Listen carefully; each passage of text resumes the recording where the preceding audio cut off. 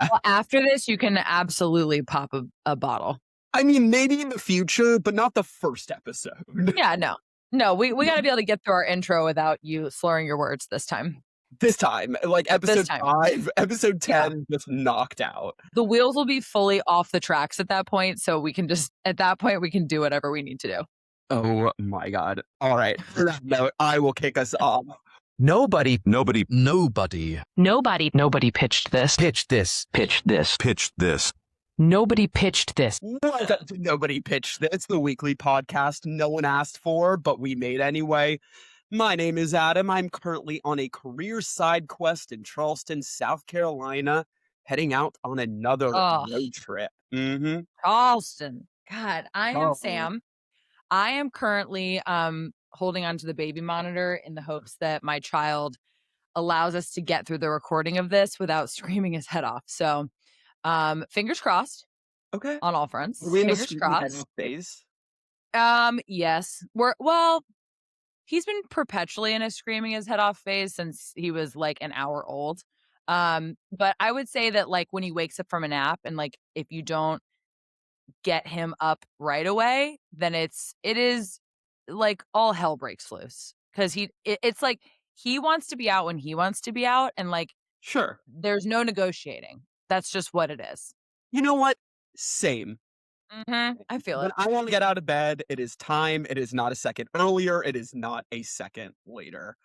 And Yeah. now I get to get out of bed for the next little bit at least, whenever I want. Literally whenever the heck you want. So, okay, so we started this podcast obviously with the intention that we're two millennial. Are you a millennial? How old are you? I'm on the younger end of the millennial. I was born in 94. 94. Okay. All right. I'm 92. So we're two millennial journalists who we claim it. Who have taken some side steps from the traditional world of broadcast journalism. And I love that we like had this conversation like 2 weeks ago.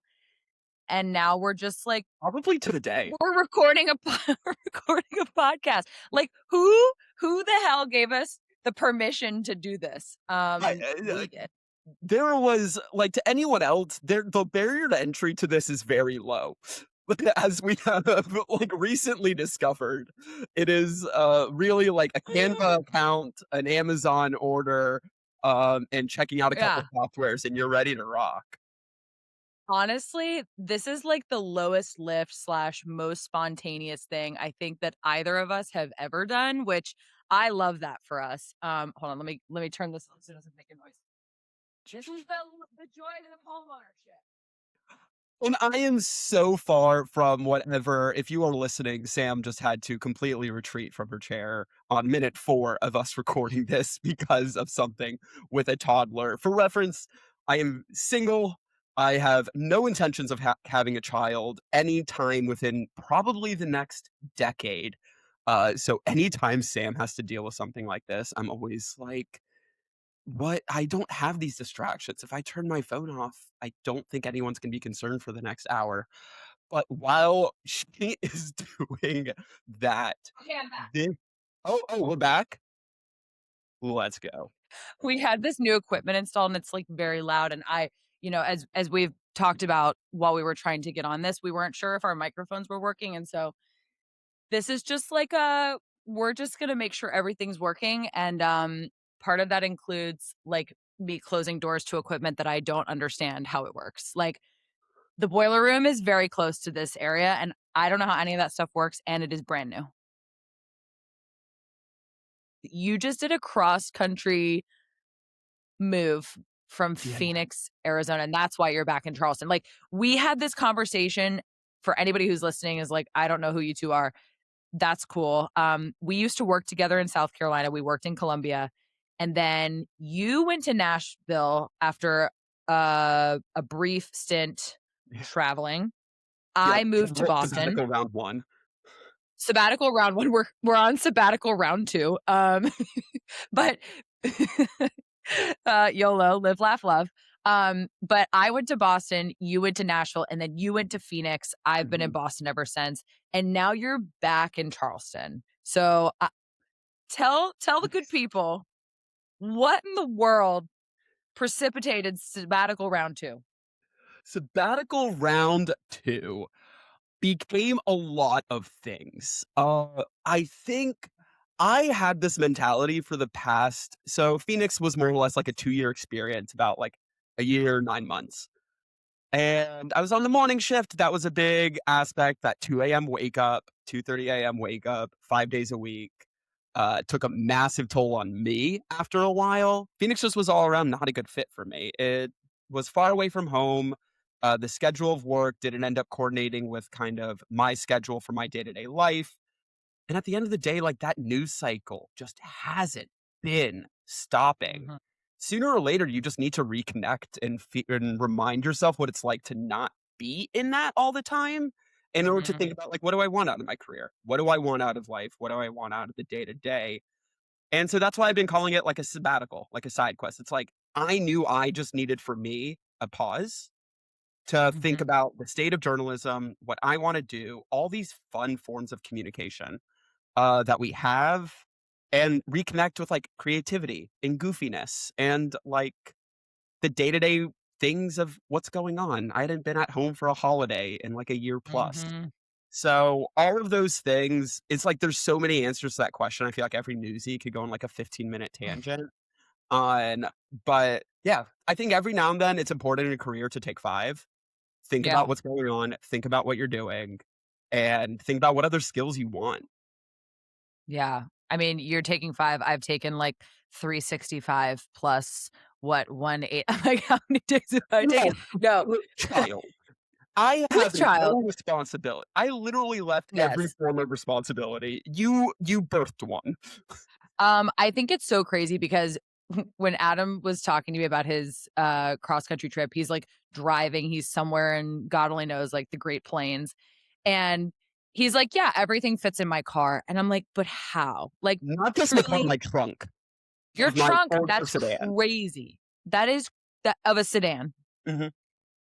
That is wild to me Can you make it to the because grocery store with only that amount of stuff? no, no, actually, like, I'm pretty sure that amount of stuff is in my car right now. Like, I'm pretty sure my trunk is full.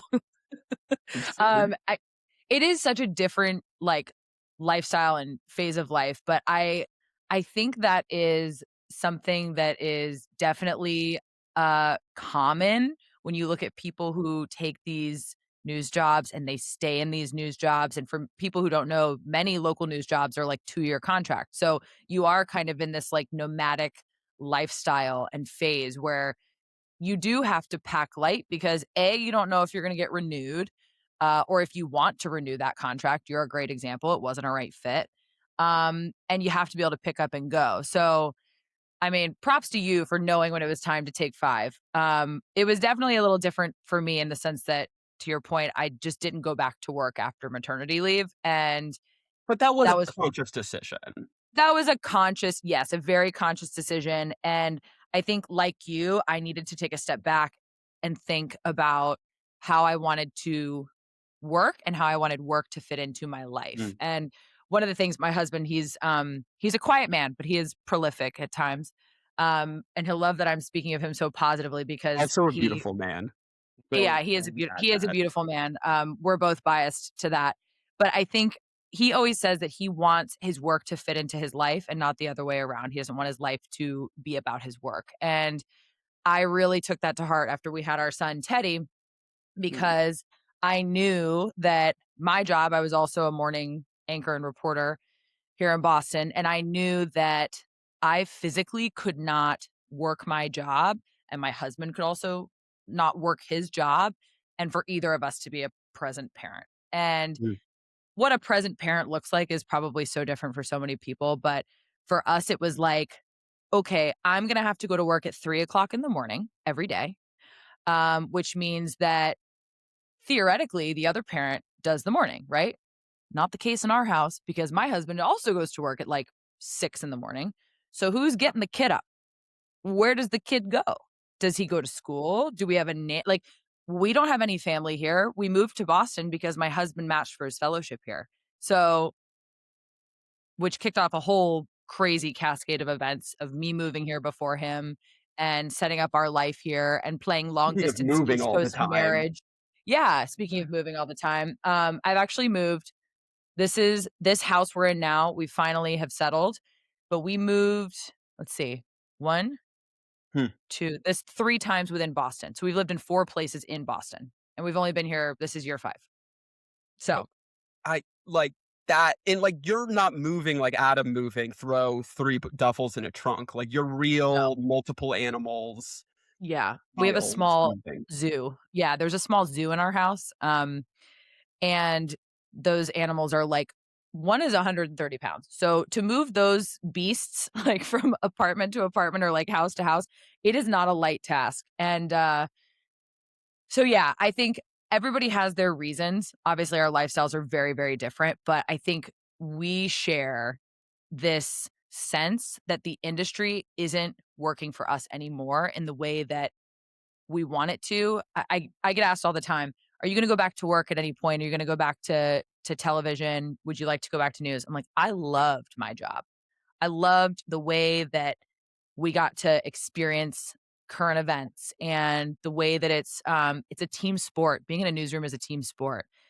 But the way that the job asks of us to give of ourselves is not sustainable. And so there's got to be some sort of breaking point between, the financials. I mean, think about news salaries have not increased in God only knows how many years. They're certainly not keeping up with inflation. And the way that you're expected to just be on call at all times. You can't live like that long term. And so I think when people ask me, I say, if there's a certain job, if it had these parameters and these markers, yeah, I'd go back, but I don't think that job exists. Okay. Um, Speaking of, you're going to North Carolina, right? It's Yeah. North Carolina. Okay. Mhm. So Adam's going to North Carolina because he's taking this job at a summer camp. It's like, this is like your in between. And I feel like this speaks so perfectly to one of the things we wanted to talk about today, which is this concept. Many of you have probably seen it online of what's being called the great millennial career crisis. I have seen so many creators talking about it. I mean, just from the sheer fact that we have seen, how many journalists that you went to school with do you think still work in journalism? Like considering I went to a journalism, like a journalism specific. I went to Northwestern and Medill School of Journalism. Like very high-minded people that went there just for that. I don't know, 10, For people who don't know, 12? Adam is basically what is it called? The creme de la creme of journalism students. Yeah, I was smart in high school. And you were. No, but point being, that's like a school where people go for journalism, and I bet you probably Shout out could to name Devin like a few. Rafata and Hathaway. Her Mhm. character went there. But Yeah. I would say a lot of my friends have either taken, I mean, of course, like skyrocketed. I will sometimes see a byline, New York Times, and be like, we had class together. You are absurd and amazing. But then other people that have amazing careers that have nothing, that a lot of Mhm. consultants for a Yeah. few years. It's just the skills are so valued, but Yeah. the application to the day to day less so when you work as a working journalist for your first part of your career. Yeah, and I think we see this huge trend of journalists who will work in the job kinda like us for a decade, and then they'll either, for people who are listening to, Adam is on a side quest, he may go back. Like, you may take another job in a newsroom, Sure. whether it be a network or a local newsroom or who knows? Like, you're No. very open.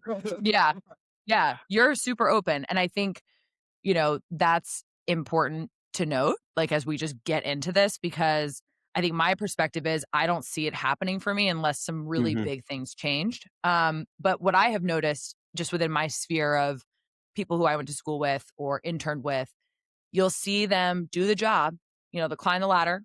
I'm a good example. You went from small market, mid-sized market, big market. You get there and you're like, wait, this is it? Like, I'm supposed to live my This is life the like dream. this. Right, for the next 30 years, I'm supposed to do this job and give of myself and, make this money, maybe a little more, but probably not.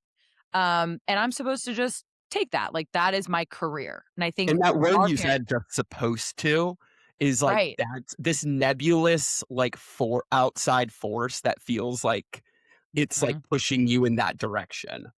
Yeah, because our parents and their parents were in their careers for the entirety of they picked a job and they stuck with it all the way through, right? And I think what we're seeing with this great millennial career crisis is that many millennials feel like they were sold a lie, Mhm. right? You do well in school, you get the good grades in high school, you do well on what's the test? What do we take? ACT, The SAT. ACT, SAT. And you go to a good school, that just tells you my mom brain is like, "What are the tests again?" Um, but Please you please don't already start thinking about, like, pre-SATs for 10. I'm we're so far from that. We're currently learning our ABCs. So, we're Gotta counting start to somewhere. 10, and that is like A plus for effort. But I think many people felt like you were sold the lie, you get the grades, you go to the good school, you get the degree, you work in whatever that field is, and you climb this ladder and you reach this ultimate height of your career, and then you ride that through retirement. And that, for so many people, just does not exist anymore. And I think you're seeing this entire our generation reacting to feeling like, "Hey, wait a second, I can't buy a house. I can't afford to go travel when I want because I'm working all the time. I can't see my family. Maybe you're far away." We have lived that for sure. And the reaction is they're just stepping out, just completely stepping out of whatever the industry is and trying to forge a completely new path. Because it's what you're saying and alluding to also in part comes back to this idea of like, I was told this would work. Like, there's, I think, a true anger that I was having dinner with a friend last night, works, travels for work, consulting group, all these things. And like the amount of like anger and sadness I heard in his voice when he was talking about his financial situation. And he is a homeowner and he does rent out his place. And just being able to have the life that he felt that at 36 that he had worked towards, and it's just kind of feels like it's a carrot moving in front of Mhm. you, like, the whole time. It's like, "Okay, now you're paying your dues. Okay, now you're paying your dues. Okay, one more time, pay your dues, and, like, maybe you might get money this time." Yeah. And then you look in around and you're just like, I A doesn't equal B. Like, I don't understand. Yeah. And I think the idea of paying your dues, especially in journalism, especially in television journalism, what I found is that you reach this top of the ladder, right? I reached the big market television station and you're Often, still morning anchor, like, yeah, you're still proving yourself every day and there's still this sense when you talk to management or you're asking for something, say you're asking for a raise or you want upward mobility. And there's this sense that, like, oh, but you should be so lucky you're here. You should feel so lucky. And that energy of feeling like you have to continually pay your dues and prove yourself is just not sustainable long term. And I think, what we're seeing is that millennials are just sidestepping it completely. And there's this video, Janae Norman, she was a GMA weekend morning anchor. She contributed a lot during the week, just incredible. I actually looked it up. She's 36, hmm, according to the internet.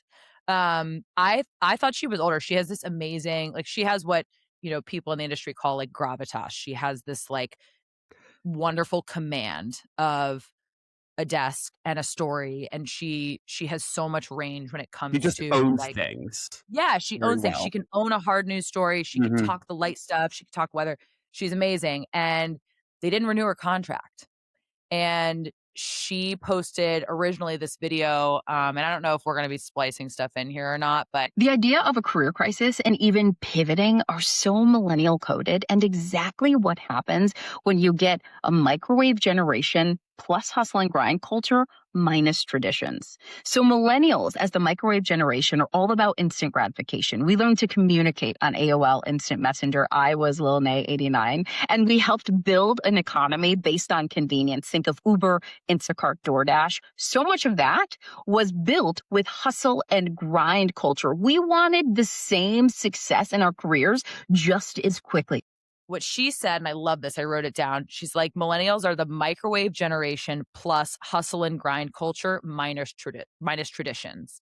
And it just speaks to the fact that we felt the need to climb, climb, climb in our 20s. There's the promise of like, after your 20s, you're going to hit this beautiful, like, horizon on the other side. There's a light at the end of the tunnel. It's like, okay, that's the tradition and it's not happening for me and I can't buy a house and I can't afford these things. So what the heck do I do now? And the hustle and grind 2010s culture it just seems to have like poof after the pandemic. Like nobody wants that anymore. They're like, that was Mhm. actually a load of shit. And I think what the pandemic taught us was that everything grinds to a halt what actually matters. And now we've come out the other side. And I think people are taking ownership and control of what actually matters. And I loved her take on that. Janae's, I'm sorry, Janae's story was seeing somebody at that level just be completely blindsided, like very Survivor tribal council style, of Mhm. or at least publicly, in losing her job at that level. I mean, the level that, frankly, like these are the people I aspired to be. Like I was working my tail off in my mind because one day I could have a role like that. And I think seeing how short term that could be, or how non-permanent even something as permanent as like a GMA job can be right now kind of broke my brain a little bit. I think Oh, yeah. in on the hustle and grind, like that's what I was doing. I was trying to work as many hours as efficiently. Like, I bought into that, still do, for like, I still think there's a lot of value in thinking about productivity, thinking about your time in a strong way, but not if you are not budgeting, like, not equally budgeting rest. And it's very easy for me and kind of my type of person to get obsessed with the checklist, get obsessed with the tracking, the data, I mean, I wear the Oura ring, like getting obsessed with the sleep scores of it all, right? I heard someone the other day complaining that their like resting heart rate has gone up like 5 beats per minute. This did not like give me the sense of a human who spends like a lot of like he was drinking a few beers. Like this wasn't somebody who clearly is at like 2 o'clock in the afternoon trying to always be the epitome of health, which good for you. Have a few beers, love them. But you don't need to know your resting heart rate. I don't need to know my resting heart rate. Like I'm an athlete anyway. But don't you? Like, as someone who also, like, stalks her Aura data, like, I know what my normal resting heart rate is, which that takes us into a whole, like, offshoot of optimization culture, and I think But we're there's not 2 things happening, post right? like can we not be post this hustle culture if we're still looking at these like optimization datas of ourselves? Like I Yes. think it's just transformed. Yes. Yeah, there's, like, 2 things happening at once. You have people who are saying, like, I want more balance," and then they're taking it from their career. They're like, "All right, I need more balance in my career, so let's shift more to home." But then you're just, like, taking what I have found too being home, you're taking that energy from, like, "This was my work and I was so intense about it." You're just, like, shifting the intensity to the other side. So, like, for me, it was like, okay, when Teddy was under a year old. And it was like, okay, how many weeks now has it been since he had to wake up and, did we breastfeed? Oh, we're backsliding. We're best breastfeeding at night. And it like becomes this like feeling of failure because you feel like you're not optimizing something to the nth degree. That's I'm actually wondering about that. Like having those like little milestones, like I'm turning 32 next month. I feel like all of my friends are thinking about pregnancy, are pregnant. And as I said earlier, this is something so far from my mind. But having those little milestones along the way, it's like your baby should look like an avocado. And then like he should be body trained by this point, and all these different things. Like I feel like and then all the advice from the bloggers and the spheres to tell you how to reach these milestones. It seems so overwhelming. And Oh, yet at the same time, you kind of feel like you have to buy in. yeah, there's so much noise. And I think one of the other things Janae talked about was how our generation is like an instant gratification generation. And we grew up on, AOL and we were able to instant message each other like in a way that our parents could not. And we were the generation that went from landlines to cell phones. And now you and I can reach each other. I know I can text you and you're going to text me back in 30 seconds. And and I'll know whether or not my husband has read my text message. Like those things give us this feeling of instant access. And I think that has also filtered into Instagram and the way that we look for advice on a problem. So, like, for instance, parenting is a great example because if you feel like your kid is doing something, I bet you can do the quickest of Google searches or on your search function on Instagram, and you're going to find like 5 different types of answers in, 2 seconds flat. What's the most terrifying And answer you've gotten to like a question recently? oh, I don't know if they've been terrified. I've actually learned some really great things on Instagram. Like when Teddy was really little, he was really gassy. And so you have to burp a baby after you feed them. I'm saying this for the Adams of the world, not the Sams of the world. You have to burp. Yeah, you have to burp a baby. It's like they can't burp themselves. So you have to get the air out of their stomach. And there's this one creator who I follow, and she does a lot of like kind of natural, I don't know how to describe it, like foods and remedies. And like, that's like, I'm a girly who's going to take some Tylenol if I need it. But, like I do love, like, yeah, I think sauerkraut, yeah, it might heal you from the inside out. I don't know, but sure, I will try it. That's fine. I am happy to try almost anything. She posted this. I don't have one of Teddy loves baby dolls, but I don't have one of his baby dolls here to show you. But she had posted this video showing how to like burp a baby, like from the bottom, and she's like wiggling the baby. And I was like, this is the most genius thing I have ever seen in my entire life. And I started doing it and it worked. I remember thinking to What are myself, you doing? You're like this is, holding the head and shaking the bottom of the baby? Like, yeah. So like, you're like holding the baby. This is the head, and you're like supporting their head like this. I mhm. cannot believe I'm doing this on a screen. And you're like wiggling the bottom so that their little body is like kind of wiggling, and it like releases the air up. And then like she gets like a good burp. Trying to burp, Yeah, it literally looks like you're wiggle doing it the out. worm, but like a 3-day-old child. And anyway, there have been so many incredible things I've found on the internet. Some of the craziest things I've seen on the internet have to do with probably the free birthing community. I don't want to anger anyone who's listening to this podcast and who is a free Wait, birth just enthusiast. what does free birth, like, not paying for birth? No, free birth as in, I think it's called free birthing. Let me double check. Where Because you literally take this sounds yourself offensive out. as hell, and I No, support oh no, free birth. it is very free. You just take yourself in the woods and you deliver. Yeah, unassisted childbirth. Free birth. Oh, Yeah. oh, Yep, take yourself out in the woods. It's like oh. there's the home birth You might not community. have an opinion on this, but I think as a society, we have done amazing things to lower, maternal Mhm. mortality rates, and I'm okay with not questioning that one thing, but I will Yes. never give birth. So you know what? Screw my opinion. Listen, science has come a long way, you never know. But it's so the free birth thing on the internet, and now I'm like talking about it near my phone. My phone's probably gonna start feeding me free birth content. But I think that's one of the crazier things that I've seen. And I remember seeing a video of a woman who was like, "Yeah, I lost a child during free birth, and I'm going to do it again." It's like, why would you do that?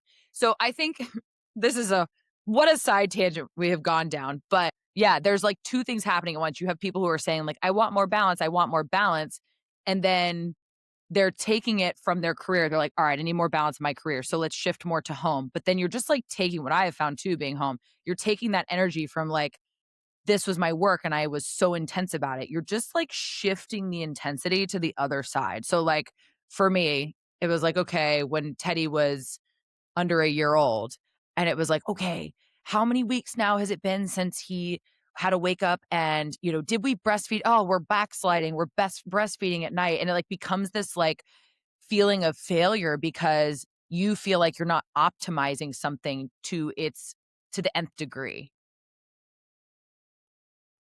I just have to tell you, I have a married friend, um, and she's married to a man. She's in a heteronormative relationship. She has a child. And she texted our group chat and said, I'm watching Heated Rivalry right now, and I am very straight, but why am I questioning my sexuality watching this? So first of all, my question to you, you've watched it, right? I have Have you watched watched it. I have read the books. I've only yeah. watched it through once, and I have many a female friends who have watched it through at least 5 to 7 times. So that's okay. What is it what is it that is speaking to women about I heated rivalry? said And do I need to watch? the short answer on it on the watch is yes, because at the very Can I make least, Logan watch it with me? does he still do surgery for hockey players? Yes. Absolutely. I'll see if he's down. I don't know if he's gonna be down, but we So we could we could try. there's a rant on this, and I haven't used it in a while because the fact that we've now reached from like, for reference, you are like 8 months late, 10 months late. Like Yeah, I'm very late to this. Totally late to this. this is a Thanksgiving thing for like, I think me and like my friend group and my algorithm. Like, so maybe we're far removed of it enough to be able, because they're coming out with the second season. They're talking about it. Oh, there's a But, second season. Oh, so oh I can yeah. catch up. Oh, there's something to work for. There's a second season. There's multiple plot lines. The author's writing more books. Like, This is all happening, and like we're talking about this during Pride, obviously, which is when a lot of this comes up. And um I love Pride for so many reasons, but Pride is so beautiful because I think when I look at people like you and I just think about how much you are yourself, I love that Pride gives people permission to be exactly who they are, as they are, however they want to show up in whatever way, and just to like say it out loud. It is, to me, it's one of the most beautiful months. I love the community, and it's I'm gonna small bubble burst the most beautiful month thing, because I will not be lying when please, I please say bubble burst it. if there is a part of me that every Pride Month wants to delete my social media, throw my phone into a river, and just Really? like, absolutely. There is, I mean, we talk about like toxic masculinity does not necessarily stop once we get into the to the G of the LGBTQIA plus community. There are, Yeah, it's true. like, it doesn't, and especially like these things of like male elitism, like having the perfect ideal body. There's these like, there Yeah. are a lot of people that use pride and will wear very little. Amazing. Part of, wear what you want. But with that comes a lot of pictures of your friends in Speedos on many beach vacations around the world, and all of these sayings about how beautiful pride is. And then at the end, I'm like looking at people that I know have spent the last 30 days concerned about like their caloric intake specifically so they can Mm, look fit yeah. for this It's like photo. anything else. It's like it's like anything else. It's for the purpose of creating the content around it and making it look um the idealistic highlight view of what pride should be. I didn't even think about that. And there is that idealism, and because people will plan great trips to go travel to, again, gay in your 30s, 40s, even if you're single, that's a lot of disposable income that we're not spending on kids. For some of us, I do have amazing gay friends and news even that now have children, so less of a priority. But like, yes, you could spend a lot of money to go to Puerto Vallarta for Pride and spend 4 days in a Speedo with 10 of your best friends. Somebody's organized it. And I am so happy you are having fun, but I don't want to see 15 pictures of all of the fun you are always having while someone else isn't, and how amazing you're looking in the Speedo in that one angle. Like, it can lead a lot of gay men to feel like they're not being gay correctly, because they're Oh, not doing, so interesting. because they don't do And pride, maybe in a especially, showy way. and I would think too, and not to speak for you, this is just the way I would think I would feel if that were me. And tell me if I'm on the right track. But like when this has been historically a sensitive subject, right? You have to come out to family members and Mhm. friends, and you have to basically completely shift this image of who you are, then to see images of what you're supposed to be and how you're supposed to act, or the ideal view of that, then if you feel like you're doing it wrong, I would imagine that it completely knocks your confidence, your sense of self, your view of your body, your view of your life and your lifestyle. Is that Because there is, right? it's forming an ideal, and it's one that we talk about, the community talks about. I don't think we're as good about talking about it outside our own feeds and spaces.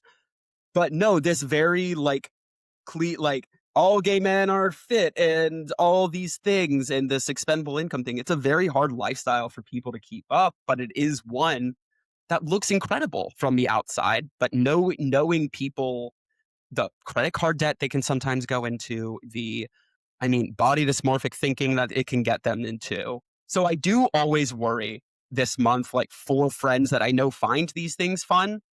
Mm. For me, it takes a lot for myself to kind of put my foot down and say, this is what I like. This is how I celebrate Pride.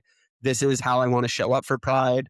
But I know a lot of people, it's a lot of incoming right now of what that should look like. And you Mm. have to find it So yourself. interesting. 'Cause it's almost like Yeah. yeah, and it's like almost like anything else, you have to create your boundaries around the type of content you're consuming, type of people you're following. We've talked about and again, this podcast is so we're just figuring it out as we go, and I think that's what's so fun about it, and I was like, "How do we close this?" Adam was like, "I think we should do takeaways." I'm like, "I love that idea." So, you My first, what type is A your butt takeaway? was like action items. Action item, bullet points. Bullet points are like things I'm thinking after our conversation. I think I had started this. This was every part of my being wanted to produce and organize and plan this thing as much as humanly possible.